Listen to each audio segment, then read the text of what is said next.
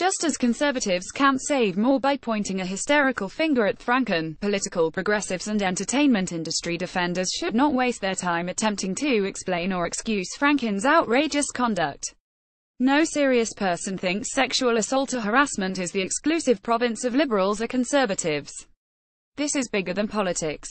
The list of men who have quit or been removed from prominent positions since early October includes producers Harvey Weinstein and Brett Ratner, actors Andy Dick and Kevin Spacey, comedian Louis C.K., journalists Mark Halperin and Michael Oreskes, and Jeff Hoover, now former Speaker of the House in Kentucky. Now comes the case of comedian-turned-politician Al Franken. The events described by Tweeden took place in 2006, shortly before the 2008 election in which Franken defeated incumbent Sen. Norm Coleman. While practicing a skit that called for a kiss, writes Tweeden, Franken came at me, put his hand on the back of my head, mashed his lips against mine and aggressively stuck his tongue in my mouth. In addition to forcing himself on Tweeden, Franken arranged to have someone snap a photo of him later groping her breasts while she slept, exhausted from their trip. Tweeden, like so many women before her, bottled her anger and avoided her harasser. She wrote no long after, I performed the skit as written, carefully turning my head so he couldn't kiss me on the lips. No one saw what happened backstage. I didn't tell the sergeant major of the army, who was the sponsor of the tour. I didn't tell our USO rep what happened. At the time I didn't want to cause trouble. We were in the middle of a war zone. It was the first show of our holiday tour. I was a professional, and I could take care of myself. I told a few of the others on the tour what Franken had done and they knew how I felt about it. I tried to let it go, but I was angry. Other than our dialogue on stage, I never had a voluntary conversation with Al Franken again. I avoided him as much as possible and made sure I was never alone with him again for the rest of the tour.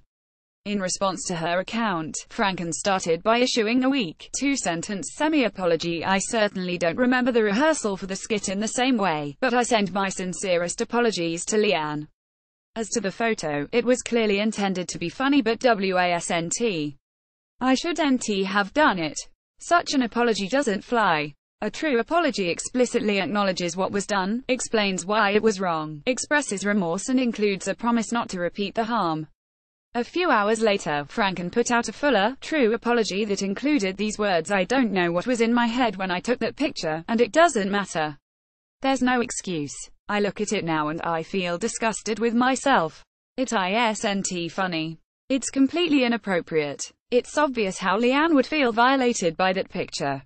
And, what's more, I can see how millions of other women would feel violated by it, women who have had similar experiences in their own lives, women who fear having those experiences, women who look up to me, women who have counted on me. Coming from the world of comedy, I've told and written a lot of jokes that I once thought were funny but later came to realize were just plain offensive. But the intentions behind my actions aren't the point at all. It's the impact these jokes had on others that matters. And I'm sorry it's taken me so long to come to terms with that. That's a real apology. And Franken invited further scrutiny. I am asking that an ethics investigation be undertaken, and I will gladly cooperate. That is a bold action, since it opens the door to investigation by a Senate committee, composed of 3 Democrats and 3 Republicans, that is empowered to investigate a broad range of Franken's personal conduct and financial records. If Franken's scandal follows the by now familiar pattern in which additional women come forward with similar stories, the committee could end up as a source of deep embarrassment, or worse. In the 1990s, the Ethics Committee, tasked with investigating allegations of sexual misconduct by Republican Sen. Bob Packwood, ended up considering allegations from more than a dozen women, and ended up in a lengthy legal fight to get access to Packwood's personal diaries. In the end, the committee subpoenaed thousands of pages of his musings before recommending his expulsion from the Senate. Packwood resigned shortly after the vote. We don't know what additional claims or evidence, if any, against Franken will appear, but until something additional surfaces, calls for Franken to resign are premature.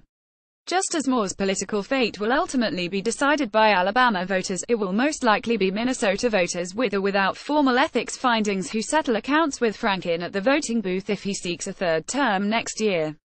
That is as it should be. The will of the voters should prevail until and unless a criminal or civil lawsuit places the case into a court of law.